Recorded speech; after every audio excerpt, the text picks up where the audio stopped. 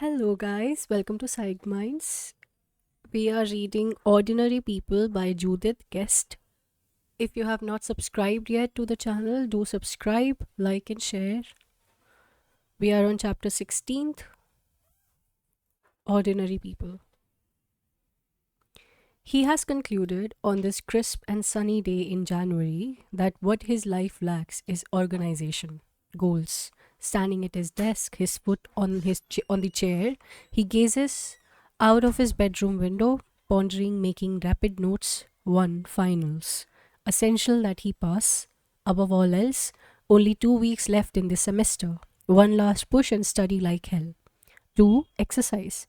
Not enough in the last months. In fact, nothing except for gym. His skis lying dusty and neglected all at the back of his closet reproach him from each morning. Someday after school, he will drive to Wilmot, take a lesson maybe, grab a sandwich, ski some more, be home by 11. No, not something to do alone. Pointless unless you have somebody to do it with. In the warming room, afterwards scanning the crowd for a familiar face. No. 3. Friends. He's definitely in need. The worst thing about the hospital, an absolute lack of privacy. People crowding you, pressuring you, examining and reassuring. Never alone. Now, excess turns virtue into vice. He finds each day as he looks around him that he is achingly lonely. Go- Goes over the list again. Lesenby, Truan, Van Buren, Gente. No, he's not ready for them, and anyway, they are all seniors now, thinking about graduation and not interested in their old buddy. Jared, besides their old buddy, Jared, no longer exists. He is extinct, someone else now, needing new friends, but how? 4. Job. Doing what? Yard work? It says January, kiddo. Volunteer work? Not too likely. Somebody needing him? Oh, yeah. Why the hell not? There are plenty of things he could do for other people. Maybe the placement office could give him some suggestions, or he could call organizations, the Red Cross, the Foundation for the Blind, put some thought into it, some imagination.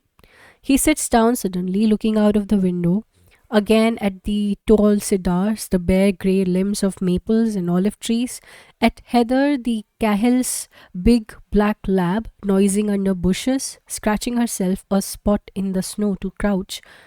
Everything as usual, fuzzy and slightly out of focus. No, wait a minute. It is not out of focus. It is clear and sharp, distinct in place. His whole life is in place and it spreads out around him, steady and full of purpose. A mystic source of energy flooding his body, his mind, all at once. Joy. He wants to go off in every direction at the same time. Swiftly he notes 5. Guitar, 6. Books, 7. Girls. Years ago, when they were both 16, he and Lesenby discussed the topic daily, compared notes on this experience. They conducted that they had none. For him, nothing has changed. He remembers Bernard Rinaldi, a kid in his freshman comp camp class, relating his triumph. He had kissed 100 girls on New Year's Eve. The sheer volume of it had staggered their minds. So, how many girls has C. Jared kissed? How many girls has he even spoken to in the past year and a half? Karen, Suzanne, Mosley, a girl who occasionally sits at his table in a lunch. He doesn't even know her name. And Giannine, 18 years old in 2 weeks. 2 weeks, ye gods. And how does he know? Never mind, worry about it later. For now, he is too filled with his good feeling, too filled with himself to care, and he jumps up, goes to the closet, looking for his guitar. It's back there somewhere, but can he still play it? Sure, it's like riding a bicycle. You don't forget. And tomorrow he will go to library for books on what? Anything? Everything? He wants to learn everything, know everything. Lists. Used to find the scraps of notes on his desk. These stern written commands to himself to shape up. He would cop them and they would show up, folded inside his napkin at dinner or taped to the mirror in the bathroom. The great list maker is at it again, Fox. He would tease him. Reverting to old days, does that signify a moving backward or forward? The natural same ticking inside him eliminates all need of an answer. Standing in an aisle in the library, he can feel the eyes on him. He turns his head to look. A pretty dark haired woman staring at him guiltily. He looks away. Should he know her? Someone's mother, maybe? One of his friends? No, too young. Well dressed. Nice figure, nice legs. He takes another look and she is still watching him, her head tilted in an attitude of appraisal. He moves to the next aisle as embarrassment and anger work within him, giving way then to the familiar cloak of shame that settles about his shoulders. A freak, a one-man sideshow, carrying the mysterious label of brand. What is this about him? Still, people shouldn't do that. Stick somebody like a bug on the head of a pin and stare like that. And he shouldn't do it to himself either. It is disgusting, also boring. He takes down a book and blindly reads until the words begin grouping together, forming small patterns of reason, of sense. The feeling of joy exists. He knows it now. He must exist outside the sterile medium of his bedroom too. It has to be wider than dimensions of his window. And never mind all the people who pigeonhole other people with their cracks, their amused superior smiles. He checks out his books. The librarian slips his plastic credit card into the machine. Even the library is run like a department store now. The whole world is one big department store, one big computer. But never mind, they still might need some people, so ask. The librarian is small and wispy. Her washed out blue eyes will not peace or injure him. Yet he stumbles over the speech he has been preparing all week, interested in working here, wondered about possibilities of employment. She smiles. Oh, yes, they do take on part time help occasionally. However, they are fully staffed right now. But if he would like to fill out an application, yes, he would like to. She gets him a form and he begins to fill it out at the counter, but she waves at him away. That's all right, just bring it with you sometime when you come. So much for a job. Ah, Jared, at a boy just like you to it up give it all up after one try. How about the volunteer work? How about the placement office? All the things you were going to do. And how about lax? One, experience. Two, financial needs. Three, confidence. Four, you name it. He shifts his book to fit under his arm, zipping his jacket against the wind. Face it, kiddo, things are not going to be that easy, so grow up. A blue Karman Ghia is parked in the lot besides his car. Bent over, half in, half out of it, is the woman from the library stacks. He recognizes the legs, the blue skirt that matches her car. The open car door is blocking his path. He stands waiting for her, his face wooden. He will her down this time. She glances over her shoulder. Oh, sorry. Then she straightens up. He has caught her off guard, but she is still more poised than he. And this close, he can see her face. Small, delicate features, the casual elegance of a painter or a dancer, a beautiful pointed nose. She smooths her hair back from her face. I embarrassed you in there, didn't I? I'm sorry. She shrugs her shoulder. You're very good looking, but I'm sure you already know that. She closes the door on the passenger side, moving around her car, to get in on the driver's seat side. The car starts up and she backs out, carefully, in no hurry at all. She waits in the drive for the traffic to clear, then pulls out into the street and disappears. He stands looking after her, his book still under his arm, while a feeling of total displacement sweeps over him. Mechanically, he opens the door, tosses his books on the seat, gets in. You're very good looking. Observing meticulously all traffic signs, all other cars on the road, all pedestrians, being careful, missing no turns, he arrives home safe and intact, parks in the circular drive so that his father can put his car in the garage. He enters the house through the door in the garage. His mother's car is still missing. There is no one home but him. He goes straight upstairs to his bedroom without taking off his jacket, drops his book on the bed, goes into the bathroom and turns on the lights. You're very good looking, but I'm sure you already know that. He studies his face in the mirror. Heavy dark brown and brown eyes, dark brows and brown eyes, a nose, a mouth, right, everything there. His hair clean and decently cut at last, his skin clear. God, his skin is clear. When did that happen? How long has it been since he looked at himself?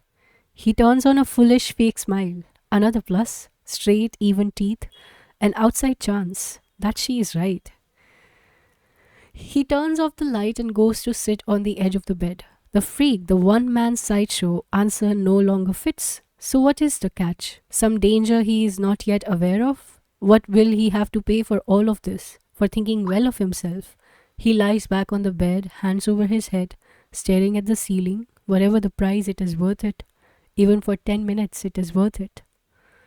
So then what happened? Berger asks. Come on, I'm spellbound. You followed her home and she took you into her bed, right? Not exactly. He takes a bite of the sweet roll he has lifted from the bakery box on the floor next to him.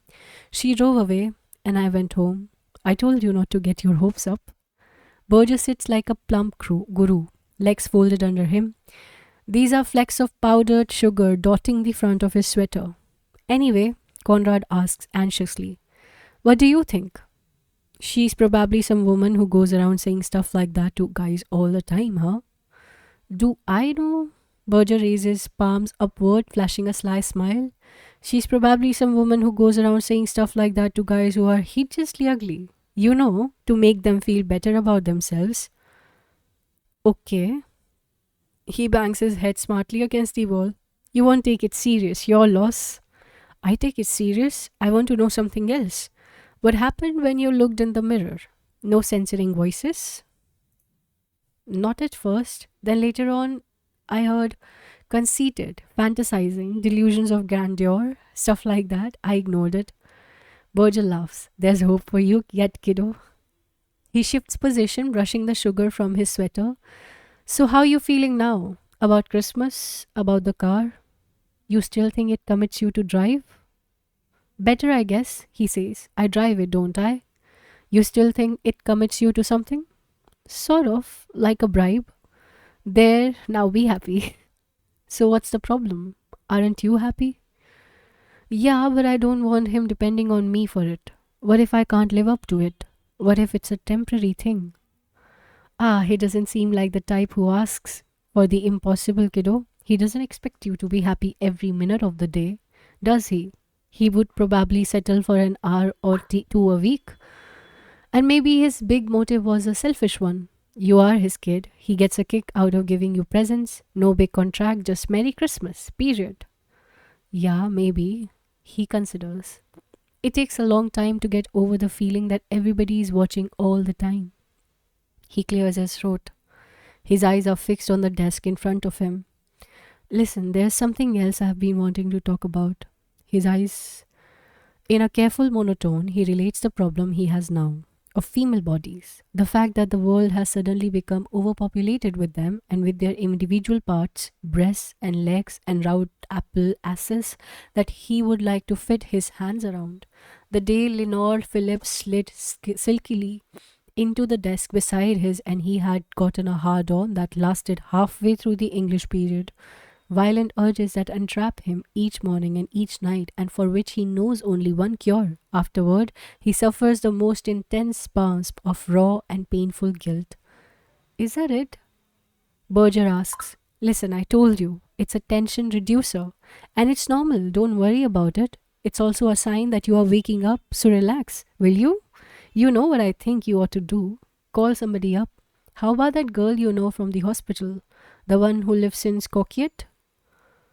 Karen, he says. No, I haven't seen her since November. She's got this 10-foot pole she would like to keep me away. I would just bother her if I called her up. Baloney. It's gonna bother her, a good-looking guy like you wanting to see her? A guy that women proposition in library parking lots? He laughs. I thought psychiatrists weren't supposed to give advice. Oh, how about the one in Coir? She sounds like a nice girl. The problem is, he says, the only dates I ever had were the all skate type.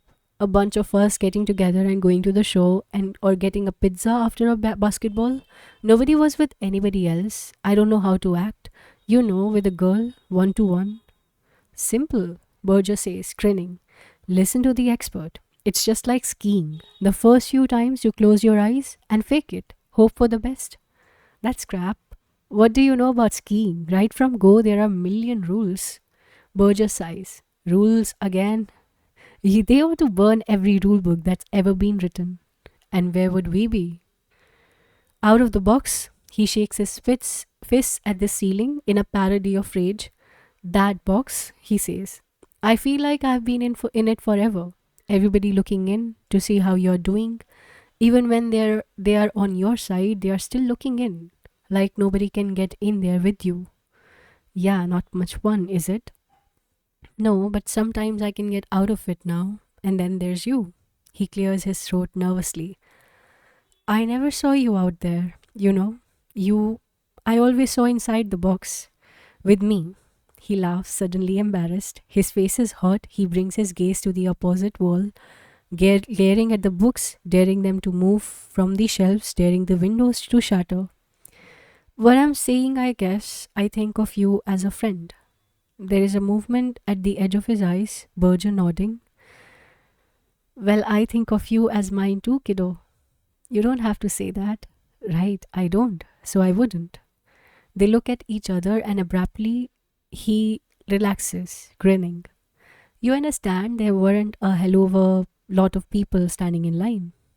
Good, Berger says. I hate competition. Chapter 17.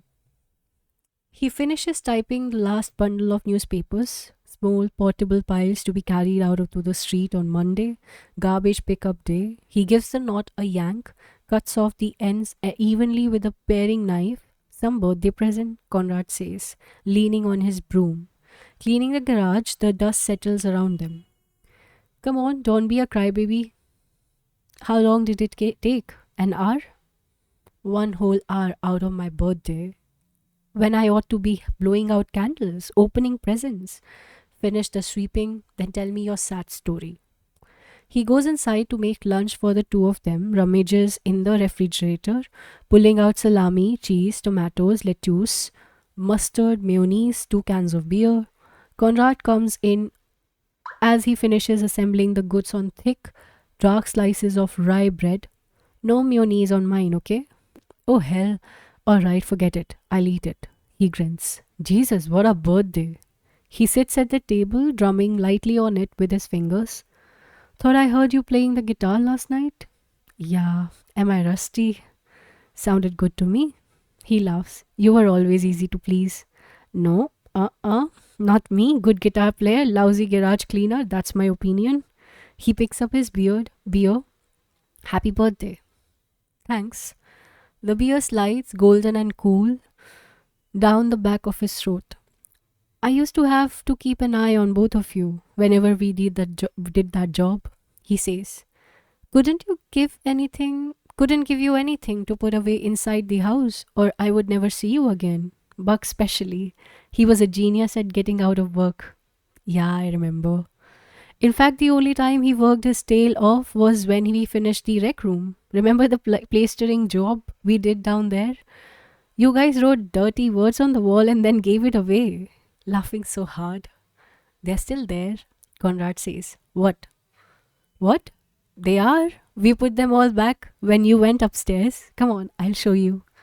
And they head for the basement, Conrad leading the way to the room that is Cal's pride. He had designed it all himself. The three of them had finished it together. Dark Tudor beams in the ceiling, flat boards in an X pattern on the walls, and between it they had slapped on the thick, curling plaster with their hands.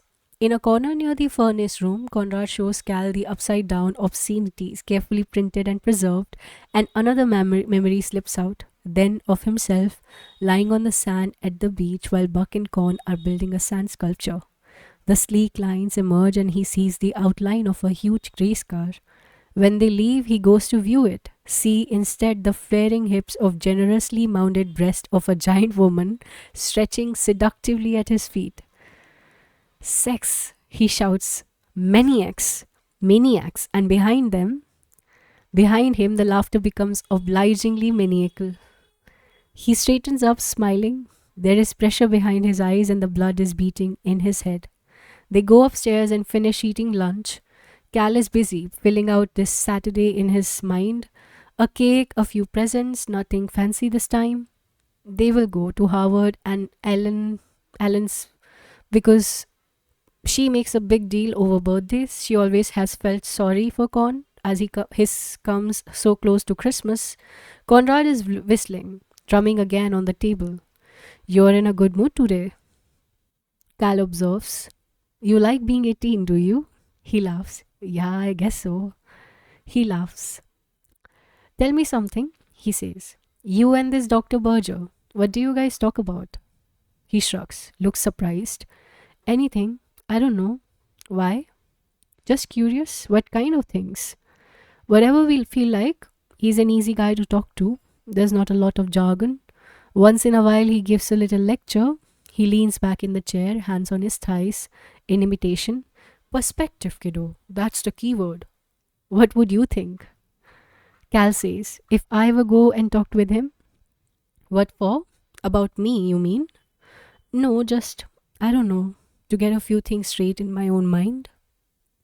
Conrad sets his beer down, says with finality, there's nothing wrong with you, Dad. Nice, how do you know? You fishing. You want a grade? Okay, I give you a B plus. That's great, Cal says. I buy you a new car, teach you everything I know, how to play tennis, how to clean a garage. Let you beat me at golf, and the best you can do is B plus. That's great. Conrad laughs. So I am a hard marker. Anyway, this isn't important. Just an idea I had. See him if you want to. I don't care. It's okay with me. But do I want to? Why do I want to? What is happening? Nothing is happening except that now he is imagining a peculiar stiff set to Conrad's shoulders when she speaks to him. But does she speak to him? She issues directives. Wear the sweater your grandparents gave you for the Christmas, she says, walking out of the room without having any interest in his reply. And Conrad is cool to her, cool as he lowers his head in a mocking bow. Yes, ma'am. No, ma'am. As for himself, he feels undercurrents at work, tremors in the earth. Last night, when they made love, she opens to him only in darkness, only in sex. She let him hold her afterwards, whispering against his shoulders, you haven't been very friendly lately. Friendly? He said. I'm always friendly. Please, a silky rush of breath against his face. I need you to love me. Call, please, promise. Cal, please promise. I love you, Beth. God, you know that. But he could not hold her tightly enough. She clung to him urgently as he stroked her hair, and he was obscurely frightened because it was not like her, and because he felt beneath them a fault, imperceptibly widening, threatening. Drifting into sleep, he lost his balance, tipping backward again into memory. A Saturday morning in October when Jordan was 13, Michigan playing Northwestern. They had planned to go to the game with Nancy and Ray, and Jordan had broken his arm playing football on the front lawn. In the back seat of the car on the way to the hospital, the two brothers had sat side by side, and he had turned around to scold them. He had been annoyed at having to miss the game, at the prospect of spending his whole afternoon at the hospital while Buck got x-rays and a cast, and he had said, I'm beginning to think you are accident prone, you know. You know it. Beth had leveled a look at him. Not now, you idiot. Buck, his arm held awkwardly in front of him, asked, how was I supposed to know the kid would fall on me? That's what tackle is, isn't it? I have told you kids 100 times that games is too rough without equipment. Touch, okay? Not a tackle. Dad, we promise. We don't do it again. But it had been Conrad, shaking and scared, who answered him, not Buck. Buck had never worried about anything. Coffee? No thanks. He crosses his legs, uncrosses them, tries to relax. God, he has never been so nervous. He surveys the room. Its windows are oil-streaked, cloudy with dirt. An overpowering air of disorder dominates, weighs him down. The bookcases are tightly packed with dark, musty-looking volumes. The man sitting across from him has a wild look, primitive man. His hair is a dark and fuzzy halo about his head. His eyes are sharp, Stinging blue, all the jokes, the stereotypes of psychiatrists flood his mind. They are mad, their children are mad. He knew a boy at Michigan studying psychiatry who had gone berserk in the dorm one night and cut up all his clothes, stabbed his mattresses, screaming that Eisenhower had called him person to person from Washington, telling him to do it. An absurd memory. It has nothing to do with this man, yet all of his reactors are at work, summing up, evaluating, rejecting. He shifts uneasily in his chair. I don't really believe in psychiatrists, he says.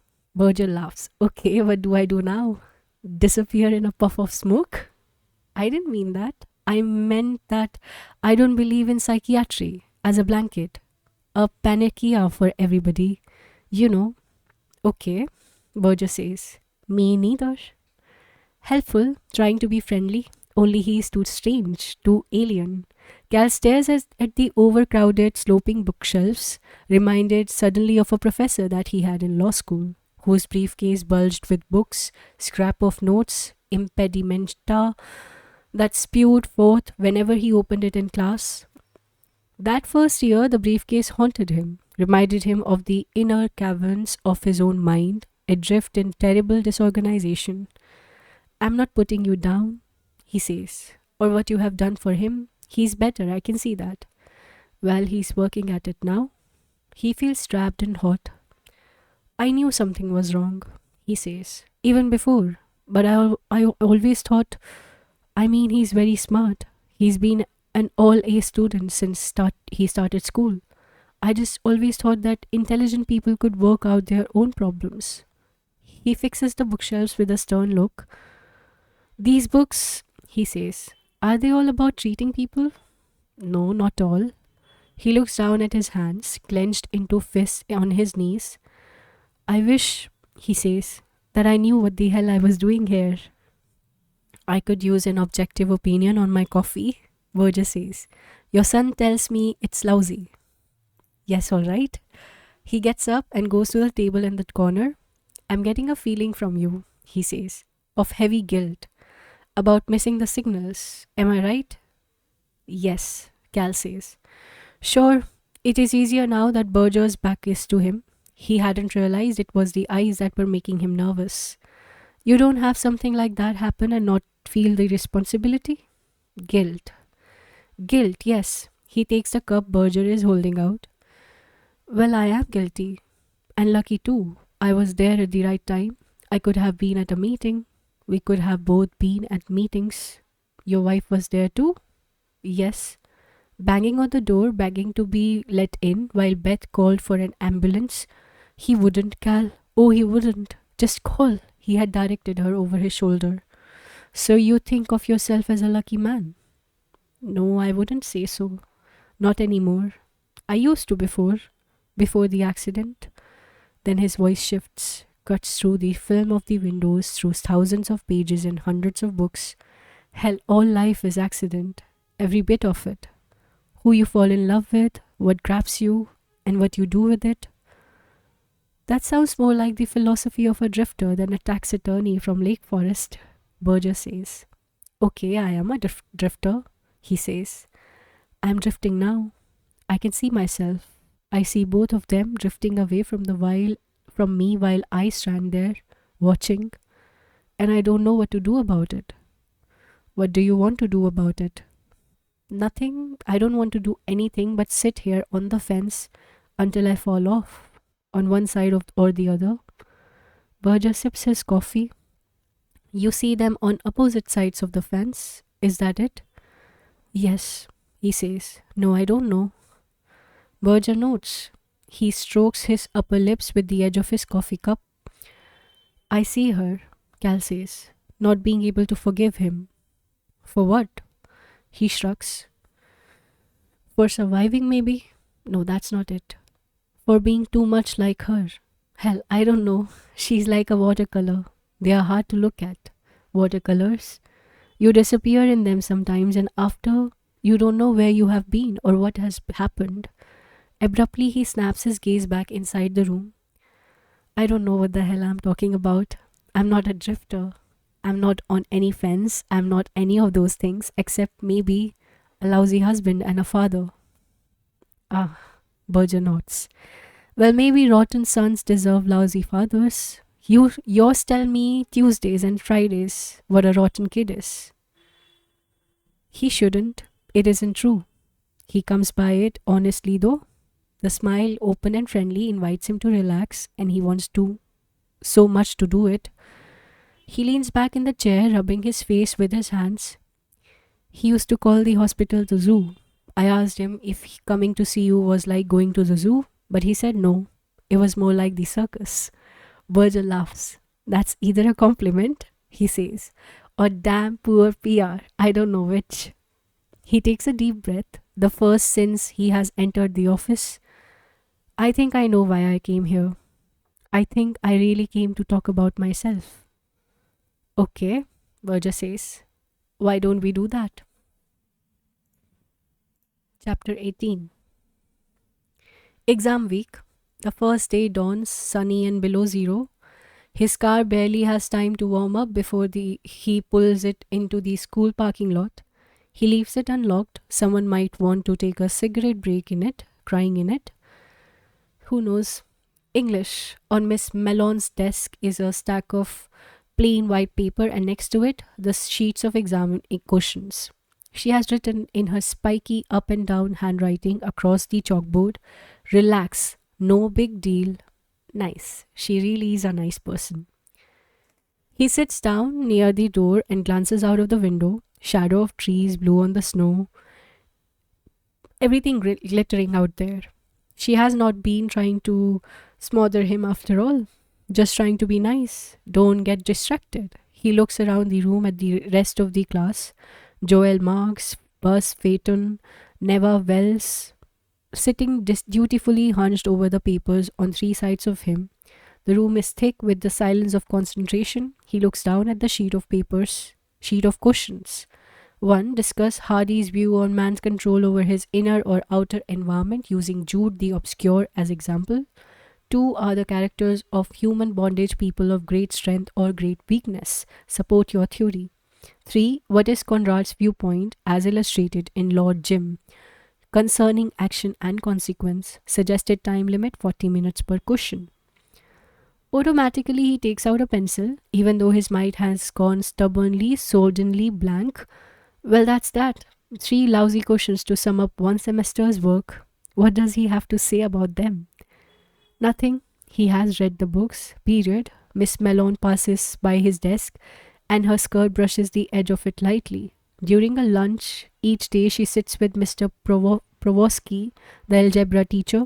They lean towards each other across the table, Miss Mellon's hand form neat, geometric shapes in the air when she talks, probably explaining to him how Jude Foley was powerless in the grip of circumstances. Yeah, probably. He keeps his head down. He needs the virtue intact this morning. She's one of the females whose bodies he imagines in various stages of undress and other things. This is waking up.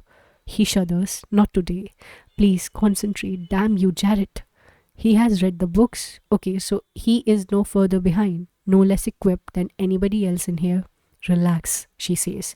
Okay. At his locker, he collects the book he needs for his chemistry exam on Thursday. He notices, then is noticed by a group of girls at the end of the hall. Someone calls out, "Hi." He waves. Out of corner of his eyes, he sees them heading for the exit doors. All but one of them, Janine. She shrugs into her coat, tying a scarf firmly about her head. God, if she should come down this way. He has not spoken to her since they came back from Christmas vacation. He wonders now why he ever put 7 girls on the list. To frustrate himself for sure. Girl would have been ambitious. Girls was ridiculous. He takes another cautious look. She is gone. Nice going, kiddo. Another opportunity missed. So easy too. She was by herself, no one to see or hear him stammer around. Ha, no one but her. This is worse than any exam. He stares fixedly in his locker, wasting precious seconds. Then he slams it closed, locking it in one lightning motion and sprints down the hall. He bursts through the first set of double doors, breathless. She is standing in the tiny, overheated lobby, putting on her gloves, her books balanced on the radiator. Hi. He sets his book next to hers as he zips his jacket. Hi. Cool and reserved. And rightly so. Exactly what has he to offer someone like her? Someone with directions, goals, interests. What did you have today? History. You? English, he says. It wasn't too bad. How was yours? Easy. Big, smart senior. He grins at her. She smiles. He opens the door for her and air hits them. A wall of piercing cold. She shivers, gripping her books tightly. Bye, see you. Would you like a ride home? She hesitates, gives him a small, grateful smile. Oh, that would be nice, thanks. In the car, he turns the radio up loud. He relieves him of the need to talk. Ragged piano blues. They listen intently. She sits, gloved hands in her lap, her books beside her on the seat. I didn't know you had a car, she says. Christmas presents. Present. My folks. It's nice. Her voice is soft. He turns the radio down so he can hear her better. I live on Wisconsin, she says. Yeah, I know. She looks over in surprise. You do? Yeah, you told me. Before Christmas, remember? Oh, she nods. Well, it's that one here. She points out a white frame house with dark green shutters. He pulls to a stop in front, leaving the motor running. Her hand is on the door handle. Thanks a lot. Welcome. I would ask you to come in, but my mother, she's funny about that. She turns suddenly to face him. There was something I wanted to say to you. That day I said a stupid thing that day. I didn't know about your brother then. I'm sorry. Stunned, he sits there, not moving. He had almost forgotten the incident. Now it rushes back to him. An embarrassed silence while they sit. He's staring out at her house, she at her hands, lying limply in her lap. He gives a small, brusque flick to his pants leg. You know the rest of it too? I mean about me? Yes, should have told her. Should have known someone would tell her. Sometime, sure. Bring it up over a Coke. Oh, by the way, whip out the newspaper clippings. Police chief, Lake Forest, reasonably certain, no drugs involved. No drugs, part of the shame. Somehow it is not such a personal failure if you are on something anybody can do something crazy. If he's stoned, but crazy on your own time is much more serious, damning in fact. There are worse things, Janine says, still looking at her hands. People do worse things than that. Yeah, he wants to help her through the awkwardness of the moment, but it comes out rudely, as if he's cutting her off. Well, she says, her hand moves quickly downward, the door swings open. Thanks again for the ride. I would have frozen. And she is out of the car, safe on the sidewalk, turning away, hurrying up the steps and into the house.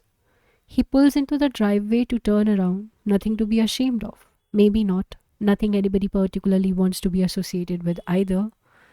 The circular drive in front of the house is choked with cars, some of which he recognizes. Truan's mother's Mercedes, the Lesenby's white Pontiac, Mrs. Genthe's Cadillac. He parks in front and walks up the driveway, lets himself in through the garage. As he enters the kitchen, the dining room door swings open.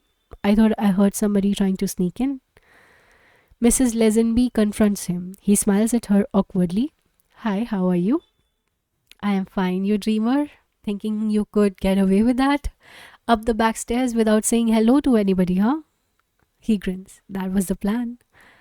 Carol, bring him in here. No way out. She takes his hand, leads him into the dining room. He is greeted by his mother's bridge club. Mrs. Cahill, Mrs. Gente, Mrs. Leach, Mrs. Struan, two other women he hasn't met. He nods, smiling politely during the introductions. His mother sits quietly through this ordeal. He's thin, Beth, Mrs. Struan says. You should fatten him up. She smiles. How was your exam? Not bad. Mrs. Lesenby has cut him a piece of chocolate cake. She hands it to him on a napkin. Here, for being such a nice boy, humoring the old ladies. Where have you been anyway? We miss you. I've been meaning to stop by, he lies. I've been busy. Well, don't be so busy, she says sternly. Come over some night. I'll make some lasagna. Talk to Joey about it. I will, he says. He escapes then to his room where he sits staring out of the window. The problem of connecting is partly that of fitting mood with opportunity. When he sees Lesenby's mother, he remembers their house, all warmth and friendliness, eating toast spread with peanut butter, playing catch in the back, and with Major, the fawn colored boxer, he and Lesenby and Buck each trying to kill the other in the game of horse under the basketball net. If Lesenby were here in the room this minute, but no, passing each other day in the hall doesn't do. The moment is wrong. The mood is wrong. Too much clanging of lockers, bells, echoes of other conversations. It wouldn't work anyway. Likewise, Gianni. But if there were a telephone number here on his desk pad, so that when the feeling hit, he could go directly to the phone without stopping to think or collect himself. Just dial the number and it would be done. He gets up, goes to the telephone table in the hall, flipping through the telephone book. Deep Rat on Wisconsin. Carefully, he notes it down on the desk pad in front of him in another number written months ago, 356 to 3340. Under it in pencil, Karen. He looks at it for a long minute. Then he gets up and goes again to the telephone. The telephone is answered on the first ring. The voice is suspicious. You want Karen? Who is this? I'm a friend of hers from Northville. Northville. The voice goes flat. Well, she isn't home right now. She's at school. Don't you go to school? Her mother, of course. Nobody else would take the trouble to cross-file him or to be so damn worried. No, ma'am, no school. No time. Too busy being crazy.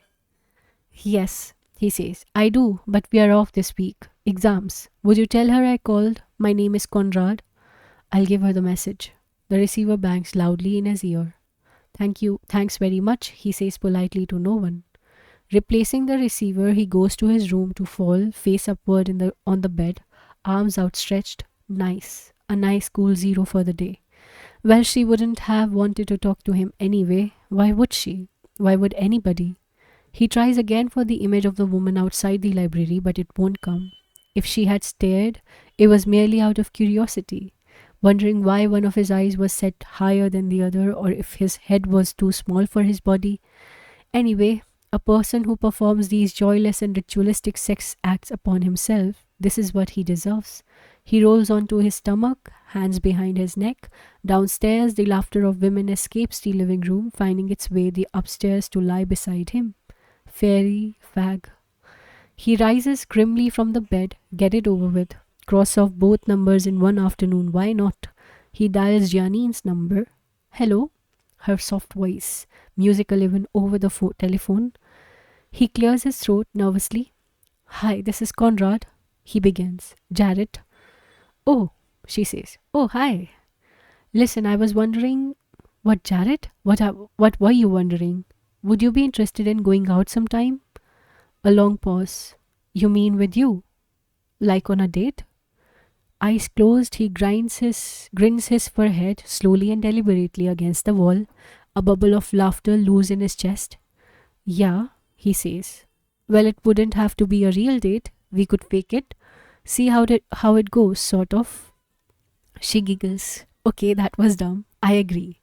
Just pretend I didn't say that. Start over. He grins at the receiver. Obligingly, he clears his throat. Hi, he says. This is Conrad, Jarrett. I would love to, she says. When? Chapter 19. What we need, Ray says, is a secretary. I thought we had one. No, a legal secretary. A widow, 60 years old, bad legs, good eyes, willing to work nights, willing to knock herself out for this goddamn job. Gee, how come we can't find her?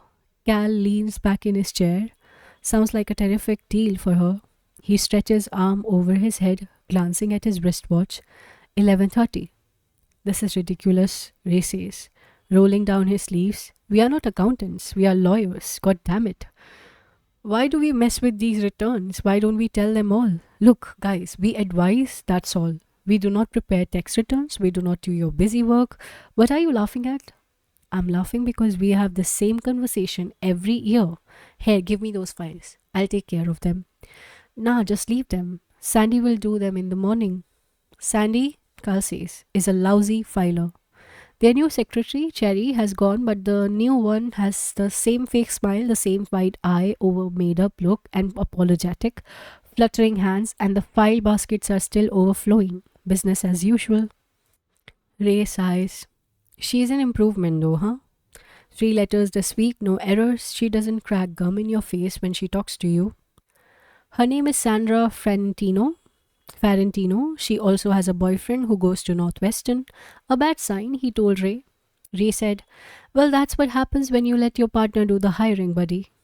They lock up, descend the smooth and silent elevators to the street. A hollow quiet fills the building.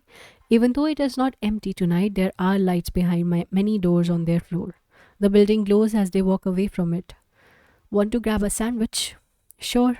They walk the 2 blocks to the Garage Hook Grill, a fancy name for a dull spot with its menu of pale, warmed over food, a lawyer's hangout. Down the street at the Orrington Hotel are the accountants and data processing men, just the same as college when groups of lookalikes had their own spots: fraternity men, independents, foreign students, med students, art students, the rich, the working, no poor students, just the rich or the working. So nothing has changed beside him. Ray complains over his coffee cup, said I gave her a raw deal. I was the villain because I overexpected. I was a narrow minded, arrogant chauvinist. Her exact words. Christ, I ask you, is it chauvinistic to expect 6 hours of work out of somebody when you are paying for 8? Sherry, she told you all that? She wrote it in a letter, addressed to me. You were innocent, I'm not sure why. I suppose, Cal says, because I left it up to you to handle it. I'm sorry. I know I do that to you. Cop out. I never know how to tell somebody, hey, you are just not making it. I don't know why. Ray shakes his head. No problem, Cal. I don't mind that. It's just, well, I like to be let in on what's happening with you off and on, you know? With me? What do you mean? You haven't been around the last couple of months, that's all. Around? What are you talking about? Jesus, Cal, I have known you for over 20 years. You think I can't tell when something's wrong? He looks down into his cup. You're not yourself. I am not myself, he says. Okay, Howard, who am I then? But Ray doesn't answer. The waiter approaches with their corned beef sandwiches. He refills their coffee cups. What do you want me to do? Cal says. Stop by your office? Hum a few bars from the sound of music every day? Everything is fine, Ray. Nothing to worry about. What are you worrying? Why are you worrying then? He laughs. I am not. In fact, I've been thinking about taking a couple of days off in March to play in the Lawyers tournament in Dallas. Well, great. Why don't you do it? The middle of the month. I would be leaving you with all this crap. Don't be dumb. I would do it to you in a minute. He takes a bite of his sandwich. Beth going with you? Probably, yeah. We'll stay with her brother and his sister. And his wife. They have a place in Richardson. I think that's good, Ray says. I think it would do you good to get away for a few days. That's the answer. The answer to what? Life, reduced to the simplest of terms. Formulas, get away for a while. Everything works out for the best. Look, I'm sorry, Ray says. It's none of my business, but you worry too much. You have been on the rack about him long enough. It's a habit now. You got to let go sometime, buddy. Ray, I'm not on the rack about him. Thing is, Ray says, in another year he will be gone. Off to Michigan or Harvard or wherever the hell he gets it in his head he wants to go. Maybe he will decide to take a tour of Europe for a year. Not even go to school. Who knows? How come all of a sudden you know so much about him? I don't. Look, I'm giving you the benefit of experience. Of my experience. Thanks, he said dryly. I mean, with Valerie, it's more than her living away from home. She's gone, Cal. She's got her own life, her own friends. She breezes in for a few days of vacation. Maybe girls are different. I don't know. Or maybe she was too aware of the stuff that happened. I mean, between Nance and me. But they leave, Cal. And all that worrying doesn't amount to a hill of crap. Just wasted energy. I'm not worried about Con, he says. Who then? Is it Beth? Is something wrong between Beth and you? No. You sure? Yeah, I'm sure. He turns. Ray is wearing an uncomfortable look. Well, you gave me some advice a long time ago on that business with Nancy. And you know what lets you in for, don't you? Getting it all back someday, whether you want it or not. So, how do you want it? He gives a snort of laughter. I don't want it. No, mistaking the look of discomfort now, Ray has something on his mind. Listen, Cal. Nance and Beth had lunch together last week. He breaks off, staring down into his coffee cup.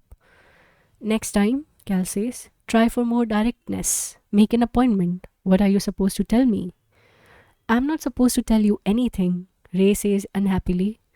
I'm just telling you they had lunch together. Beth is pretty upset. She thinks you are out of focus. She says you are obsessed with Con's problem. You can't think about anything else. That's ridiculous. He snaps. She can't think about them at all. Now, what does that say to you? It says nobody is normal, Ray says. Nobody has got it together, not anybody in his frigging world. Look, I'm sure as hell not setting myself up as some example, Cal. I just didn't know if you knew how she felt. I know. He feels sorry for Ray. This is not a pleasant role, counselor. He remembers that from 7 years ago, wants to tell him he sympathizes, wants to ask, how are things with you and Nancy now? How would you describe your marriage in terms of knowing each other, in terms of being friends, or of understanding that hopelessly intricate network of clash and resolution that has been woven over the last 20 years? Two separate, distinct personalities, not separate at all, but inextricably bound, soul and body and mind, to each other. How did we get so far apart so fast? How can she believe that? Is it true she believes it, or she never would have said it to Nancy? And even saying it is unlike her. She has never given so much of herself away. God, he's wandering tonight, his mind dealing in irrelevance. It is always this way when he is overtired. Listen, forget it, will you? Ray takes a swallow of his coffee. None of our business anyway. And I'm feeling very existential tonight. People are born, then they die. In between, they perform a lot of pathetic and more or less meaningless actions. Ray, Jesus, you don't believe that? He grins. Oh, yeah, when I'm sober. I believe it a lot. He looks at Cal. How about you? What do you believe, buddy? I believe I'll go to Dallas, Cal says. Play some golf, maybe get blind one night with my crazy brother in law and raise hell. Do it, Ray says. My blessings. On the subject of losing people, Ray is bitter. So much of the worrying you do, he tells Cal, is about losing your kid. And in the end, you lose them anyway. So what's the point? He feels he has lost Valerie forever. But things change, situations change. She could come back, she probably will someday, through a husband, some children. The fear behind the fear of losing people is that there might have been something you could have done to prevent it. Last Christmas, they had lost Con in Florida at Miami International, standing in the underground garage, the dirt and the oppressive heat surrounding them, the rental convertible parked at the curb. His heat had jolted in terrors as he waited. Conrad had disappeared when they deplanned the plane. He was gone for 40 minutes while Calvin Jarrett, world traveler, champion, fence sitter, had waited, finally getting hold of the airport police. How did you explain losing a 16-year-old in an airport? And as they were taking down a description, he had suddenly appeared, walking towards them from the escalator and through the glass exit doors. He had gone to look for a men's room. He had gotten lost. End of explanation. And then had come the telephone call from Harvard. 2 days later, they had gone to play golf. They had let him on the beach with some kids he had met down there. Nice. He had found some friends.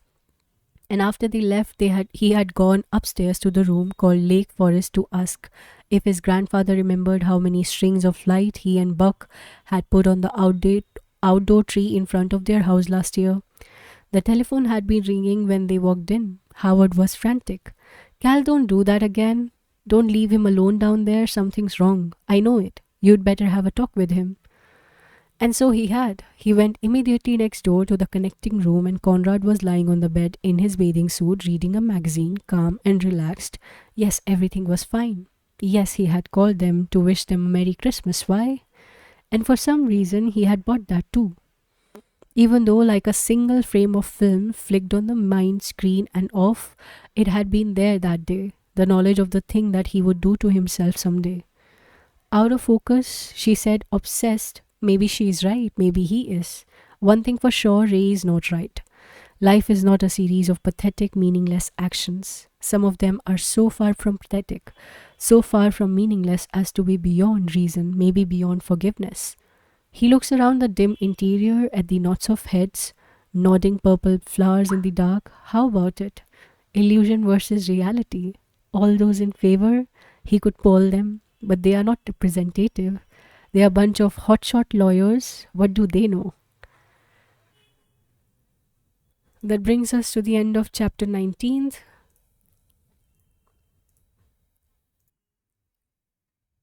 Chapter 20. Standing on the front porch of her house, he nervously shoves his hand in his pocket, pulls them out again. Too casual. Wouldn't want her mother to get the wrong impression. He takes a quick glance at his watch. 8:30. He's right on time. Her mother is strict, she says. Maybe she has a rule about her not being out about after midnight. He hopes so. A series of 5-minute telephone calls over a 2-week period does not establish much precedent for the evening that now stretches lengthily ahead. Too long between the asking and the actual event, like having to think in advance about going to the dentist. But she had been busy that first Saturday, and Friday night she works. What is the problem? No problem. He's in great shape for this event. He had just been cut down to once a week by his analyst.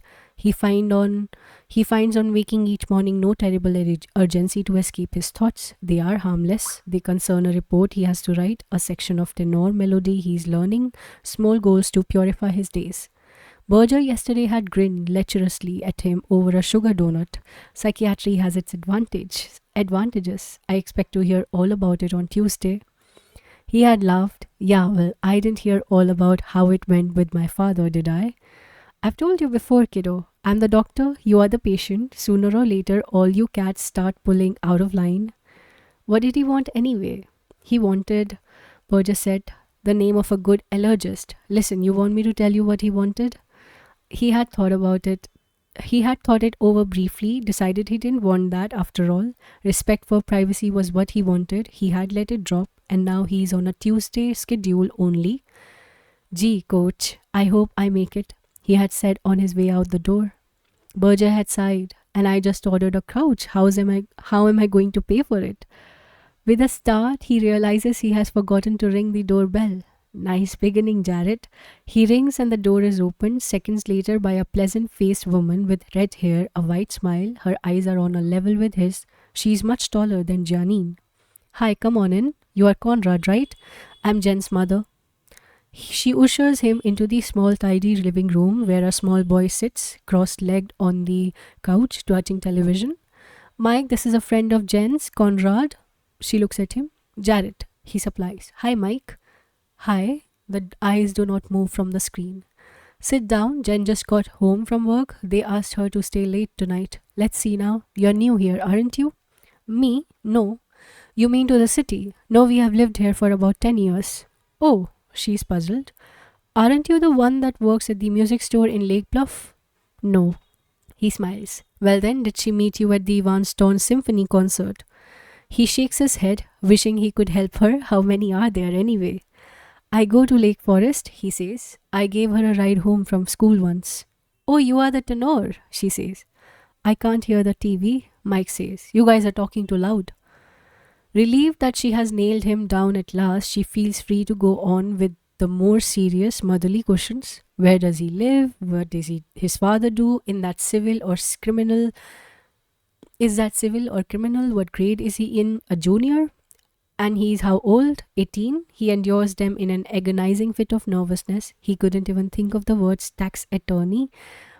Almost forgot the name of his own street. As for his age, let her think he's stupid. It is infinitely preferable to whatever else she might discover about him. He gazes about the room, plants everywhere, on tables, in the windows, in corners. One of them, a tall, slender tree, supports huge fantail leaves and is nearly touching the ceiling. You must like plants, he says. Oh, brilliant, Jared, brilliant. She laughs. Well, they make nice pets. They don't bark or jump up on you and tear your stockings. She jumps up herself. I'll just hurry her along. He's left with the small boy who sits scratching his legs, glancing over at him appraisingly. He's blond and thin. His voice is a low rasp. I'm going to take class guitar lessons. Are you? Good, Conrad says politely. But might take karate instead. 10 lessons for $4 after school at the community house. Sounds great. He goes back to the TV, chewing a corner of his lips. The room is warm. Conrad takes off his jacket, holds it across his knees. I'll probably have to take the karate, Mike says, because I don't got a guitar. You got a karate? Conrad asks. Huh? He laughs. Nothing, just a dumb joke. What's your name? Conrad. You look just like the guy who was here last Saturday. Yeah, what was his name? I forget, there's too many. Janine appears in the doorway behind her from the end of the hall. The command is issued. Don't be late. I won't. She grabs her coat from the closet. On their way out, settled beside him in the car, she sighs. I heard her grilling you. I'm sorry, I tried to hurry. That's okay. They drive in silence for a few minutes. I would better warn you now, she says. I'm a horrible bolo. That's okay. Well, it's not really. You haven't seen me. Look, we don't have to go bowling if you would rather not. She glances quickly at him. No, I'll go if you want. What would you rather do? She shrugs. Do you want to go out at all? He asks. Do you? I asked you, didn't I? You didn't talk to me all week in choir. I thought you might have changed your mind. I haven't changed my mind, he says. Have you? Abruptly, she laughs. This is dumb. I haven't changed my mind. I want to go, but I just hate to go and do something that will make me look silly. You won't look silly, he promises her. I'm a great teacher. You will look like you belong to a league in 20 minutes, okay? Okay. And it is all right after that. She is right. She's lousy bowler, but a good listener, a quick learner. He gives her all the tips he can, and she absorbs them easily, trying very hard. And besides, she looked terrific up there. No matter what happens to the wall, he notices that she is wearing the blue skirt, the one she wore the first day he saw her at school. And he notices how she sits with her legs tucked back, half on the seat. Her hair is smooth, river of silk. You were a natural, he tells her, across the table at McDonald's afterward. Oh sure, I'm also a Gemini, so be careful. Why? Because we are two-faced and unpredictable. And what are you? January 10th. Capricorn, good. That's a good sign. Is it? Sure. Dutiful, responsible, serious, capable, boring. She grins. Late bloomers. He laughs. For sure. He looks around at the people, begins to play an old game. Instant history. See that guy there? Divorced. That's his daughter with him. He gets to see her once a week. He would like to take her someplace fancy. Diana's, the red carpet. She only likes McDonald's. Every week they come here for dinner. Uh-huh. That's not her daddy, Janine says. Sugar daddy, maybe. Okay, my turn. There's a couple. It's their first date. She's afraid to getting fat. Of getting fat, so she just has a burger, no roll, and a cup of coffee. But he's not. So he has 2 Big Macs. She rolls her eyes. What a pig. And he's been dying to ask her out. For months he put it off. Finally he got up to his nerve. He called her on the phone and said, See, I was wondering. She giggles. Oh, alright. He mimics her soft soprano. And what did she say? Who, me? On a date? With you? Well, I was shocked, she says. You took long enough. I thought I was pretty swift. September to February is swift. On the way home, he allows his hand to slide across the seat, encounter hers, and hold it lightly while she talks about her parents' divorce, about her father who lives in Akron and manages a department store, about her mother who is a nurse at a small private hospital in Glenview. My uncle is on the staff there, she says. He helped her to get the job. That's why we came here, and there were some other reasons too. But she does not elaborate. They pass the library on the way to her all stimulation to her house. It sits hunched, waiting for him. So many things he does not know. His body, under touch from all the stimulation tonight, leans towards it, yearning. In front of her house, they talk some more, and he smooths his palm around and around the steering wheel, staring out at her street light, diffusing the yellow bloom of its rays through the windshield. Well, what do you think? He asks. Did this work out okay? You want to try again? Sure. So they set up the following Saturday night, a return engagement, and as casually as the earth one day spun itself loose from the sun and off into whirling space, he kisses her, his hands on her shoulder, her mouth under his, cool and firm, and an unexpected sensation then causing his groin to swell with warmth, her hand at the back of his neck. Marvelous accident. Did he discover her in the blue skirt that day last September in Lesenby's car? If so, Berger is right. The body doesn't lie. He says against her cheek, I'll call you tomorrow, okay? Okay, she whispers. Her breath is warm against his ear. 2 phone calls in 1 week. You are swifter than I thought. That brings us to the end of chapter 20. We will be continuing with chapter 21 in the next reading. If you have any kind of comments, any question, feedback, anything at all, you can reach out to me in the comment section of the video you're viewing or in the community section of YouTube channel. If you have not subscribed yet to the channel, do subscribe for sure, and like and share if you like. Ending the video. Bye bye, take care, and keep reading.